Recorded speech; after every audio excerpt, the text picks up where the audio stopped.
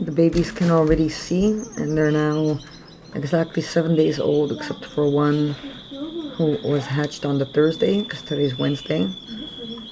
So they all hatched on Wednesday. 3 of them hatched on Wednesday, except for one of them. And it's already been a couple of days that they can start to see.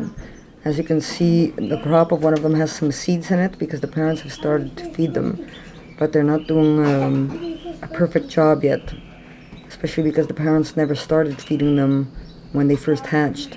They've only started doing that recently.